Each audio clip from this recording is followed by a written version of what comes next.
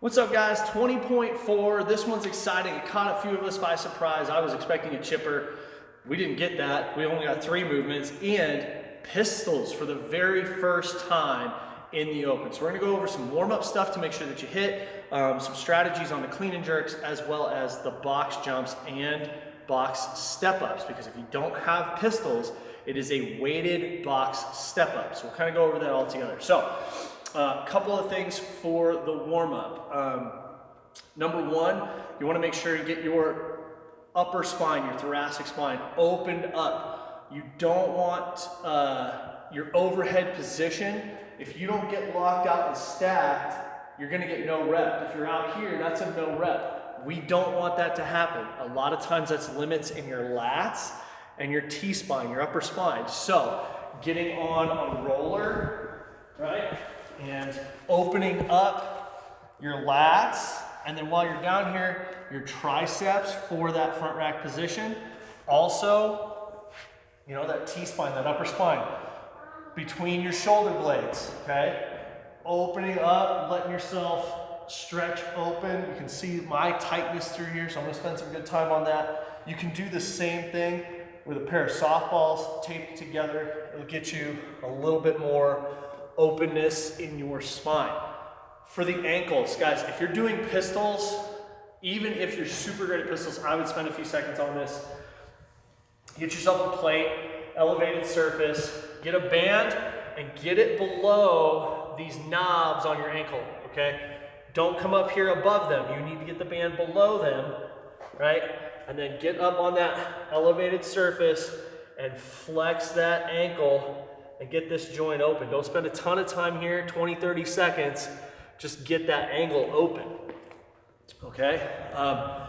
The other thing is, no matter if you're doing box jumps or step ups, it's a lot of hip flexor to get that leg up and out of the way so that you can clear the box.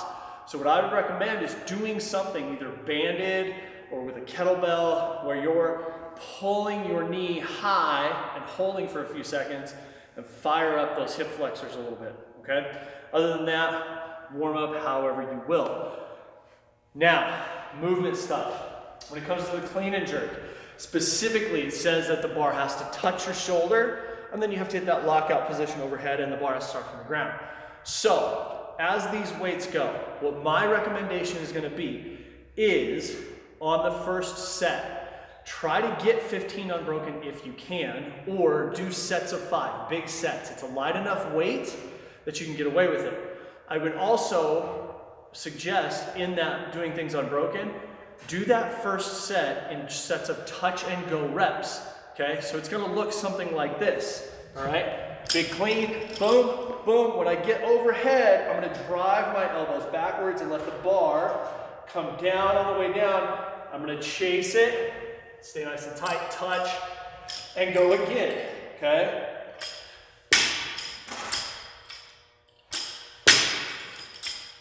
Okay?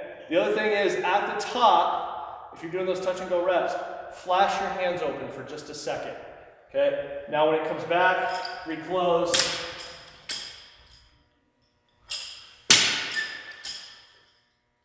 Okay?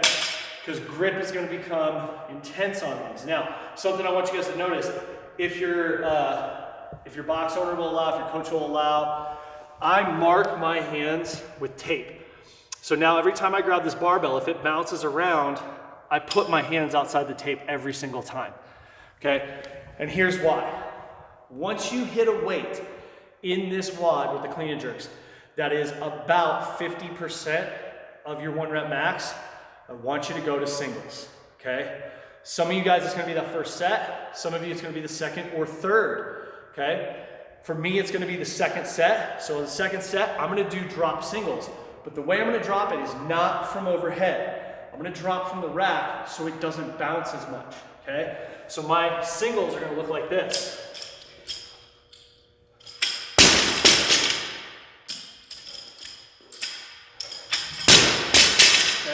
Trying to save my grip as much as possible there. Doing singles is not going to kill your cycle time very much, and you're going to get more out of it. Okay, box jumps.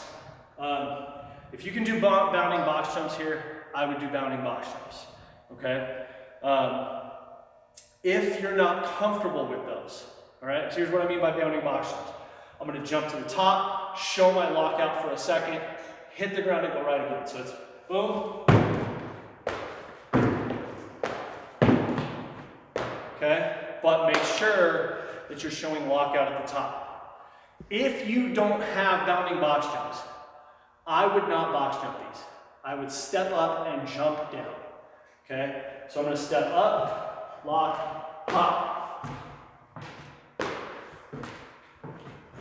Okay? Why? Because the lower down, so if I just step up and step down, that's eccentric. That's a negative load on your leg and your butt. It's a lot more work.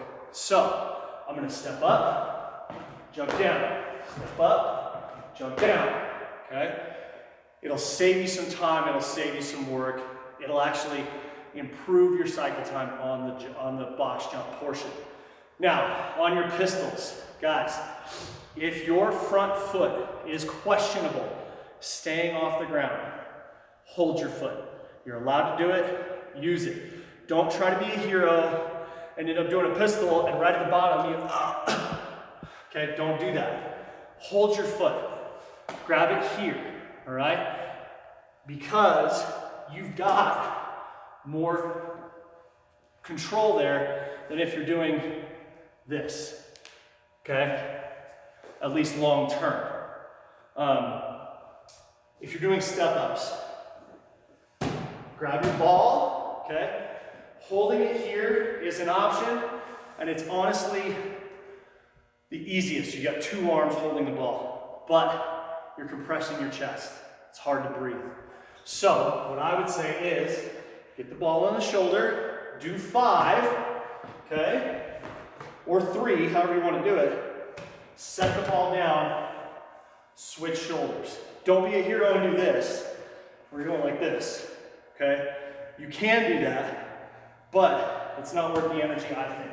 So I'm gonna do my 5, breathe, get the ball back up, and go through. Other than that, for most of us guys, this is about 20 minutes of heart rate control. So breathe a lot, big control breaths as you move from movement to movement, or if you need to take a break in the movement, all right? Other than that, guys, go out, do something big.